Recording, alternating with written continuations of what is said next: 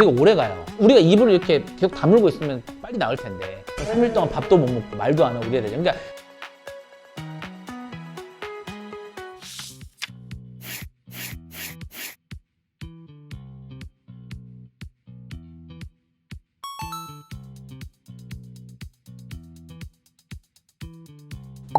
여러 가지 이유가 있습니다. 입술에 문제가 생기면 환자분들이 대체적으로는 포진이라고 하고 오세요. 단순 포진, 여기서 말하는 포진, 단순 포진이죠. 포진이라는 병은 없고 단순 포진은 단순 포진 바이러스 때문에 생기는 건데 광범위하게 생길 수도 있지만 대부분은 이렇게 일부분에 어떤 통증을 가지고 있는 물집이 잡히는 걸 말하는 거고요. 그런 경우는 항바이러스제로 치료를 하면 되죠. 근데 입술에 전체적으로 각질이 일어나고 뭐 특히 이제 구석이 아프다, 다 진단명이 있어요. 건조하고 껍질이 벗겨지고 하는 거에 3대 원인이 있는데, 하나는 박탈성 구순염이 있고요, 하나는 접촉성 구순염이 있고, 나머지 하나는 광선 구순염, 이런 게 있습니다. 그래서 그 세 개가 원인인데, 박탈성 구순염은 아토피랑 관련이 있어요. 원래 아토피가 있는 사람들이 잘 생기는데 뭐 아토피 자체 때문에 생길 수도 있고, 그 다음에 스트레스 받아서 생길 수도 있고, 너무 피곤해 생길 수도 있고, 입술이 껍질이 막 벗겨지는 거죠. 그게 제일 흔한 것 같아요. 접촉성 구순염은 여자분들이 많이 생기죠. 이렇게 립스틱 잘못 발라서, 립밤 잘못 발라서 생기는 경우가 있습니다. 그것도 되게 흔히 보는 거고, 광선 구순염 같은 경우에는 햇빛 많이 쪽에서 생기는 그런 구순염도 있어요. 강한 햇빛을 쏘이면 입술에 염증이 생길 수도 있죠. 그럼 나머지가 이제 구각 구순염이라고, 이 구석에 염증이 생기는, 이거는 어쨌든 피부염이 생겨서 피부가 약한 상황에서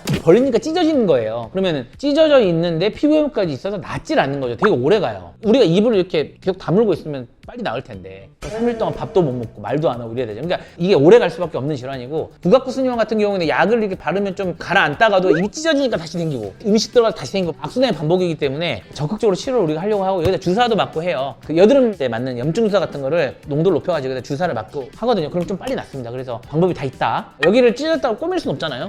그래서 피부염을 자체를 치료를 해야 된다고 생각하고 빨리 병원에 오셔서 치료를 받으셔야 됩니다. 네.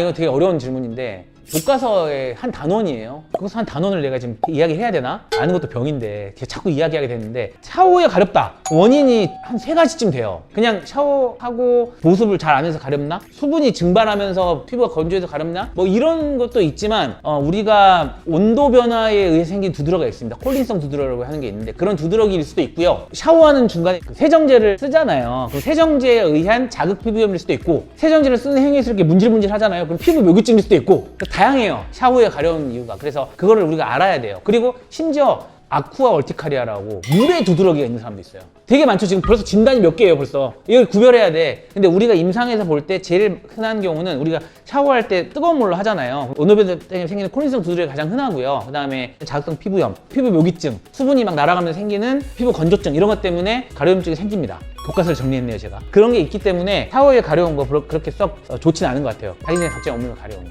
가려움증이라는 느낌 자체가 무조건 자기 전에 강해집니다. 우리가 이제 오감을 느끼잖아요. 보는 거, 듣는 거. 가려움증은 우리 촉감 중에서도 제일 낮은 강도의 감각이에요. 평소에 못 느껴, 가려움증을 잘. 못 느끼다가 이제 불도 끄고, 그러면 시각 자극도 없어지고, 밤이니까 조용하잖아요. 다른 자극들이 싹 다 없어질 때, 그때부터 가려움증이 느껴지기 시작하는 겁니다. 두드러기가 있어도 밤에 주로 가려요. 그러니까 이게 환자분들이 오셔가지고, 원장님 저는 밤에 너무 가려워요. 원래 그렇습니다. 밤에 가렵습니다. 이렇게 말하거든요. 밤에 가려운 게 특별한 증상이 아니에요. 내가 밤에 가려우니까 무슨 다른 병이 있는 거 아닌가 생각할 수 있는데, 그냥 가려움증은 밤에 무조건 나빠지고, 무슨 병이 없어도 우리가 가려움증을 쉽게 느끼는 부분이 있어요. 겨드랑이라든가 생식기 주변이라든가 뭐 항문 주변이라든가 뭐 접히는 부분, 이런 데가 우리가 그냥 가려워, 그냥 이유 없이. 그럼 이제 거기를 긁기 시작하면 이제 그때부터, 아까 피부 묘기증이 나왔는데, 이제 우리가 인구의 한 20-20%가 피부 묘기증이 있거든요. 긁으면 글씨 써지는 사람 있잖아요. 그럼 그때부터 긁기 시작하면서 가려움증이 시작되는 경우가 있습니다. 밤에는 원래 좀 가려움증이랑 감각이 높아지기 때문에 이게 병이 아닐 수도 있고, 물론 그것 때문에 불면증이 오고 아니면은 일상생활에 지장이 있으면 우리가 약을 먹고 해야겠지만, 그냥 가려움증 자체로만은 우리가 심각하게 생각하지 않고요. 실제로 피부에 병변이 있어야 돼요. 그 자리에 무슨 습진성 병변이라든가 모기 물린 것 같이 올라오는 그런 팽진 같은 게 좀 보여야 이게 이제 어떤 질환으로 진단을 할 수 있는 거고, 결국에는 샤워 후에 가려움증이 좀 더 심각하겠네요. 그죠? 네.